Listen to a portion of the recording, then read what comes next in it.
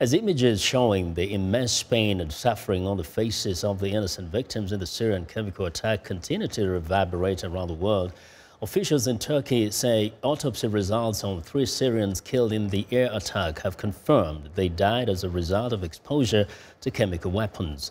And the 3 Syrians died after they were sent to Turkey, along with at least 30 others, following Tuesday's attack on the rebel-held town of Khan Sheikhoun in northern Idlib province. Turkish authorities say the autopsies were conducted late Wednesday by officials from the World Health Organization.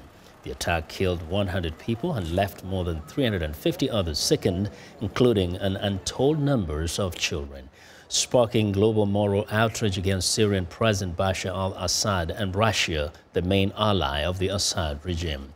President Donald Trump described the attack as an affront to humanity that cannot be tolerated.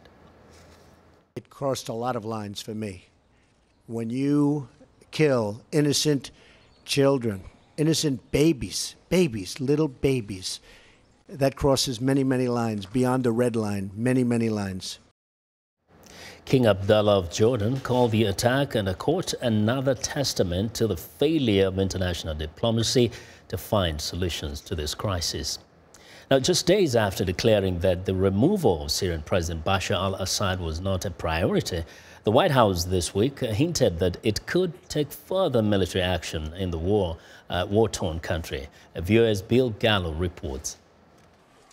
Syrian children writhing in pain as emergency crews try to resuscitate them. The images sparked worldwide condemnation, including by U.S. President Donald Trump. I will tell you that attack on children yesterday had a big impact on me. Big impact.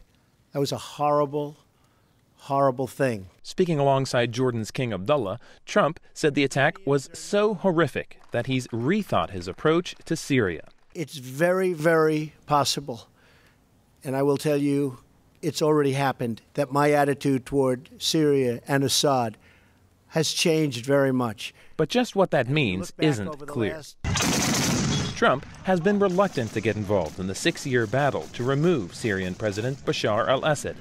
Just last week, Trump administration officials said removing Assad was no longer a U.S. priority. At an emergency meeting of the UN Security Council Wednesday, a reversal in tone, when U.S. Ambassador to the UN, Nikki Haley, held up pictures of Syrian children killed in the attack and hinted the United States may act on its own. When the United Nations consistently fails in its duty to act collectively, there are times in the life of states that we are compelled to take our own action. But Russia's decision to defend its ally, Syria, may limit Trump's options. And tough talk alone won't change the situation, says Sam Wyman, a former CIA officer in Syria who spoke to us via Skype. The equation in Syria has got to change if you're going to have any kind of settlement. And that means ISIS has got to go, or Assad's got to go, or the rebellion's got to go, or the Russians have got to get out, or we have to get out. There has to be some change in the equation. Right now, effectively, it's a stalemate. As for Trump, he's made a point of not informing the media about his next decision. Asked Wednesday what he'll do to respond to the attack, he simply said, "You'll see." Bill Gallo, VOA News, Washington.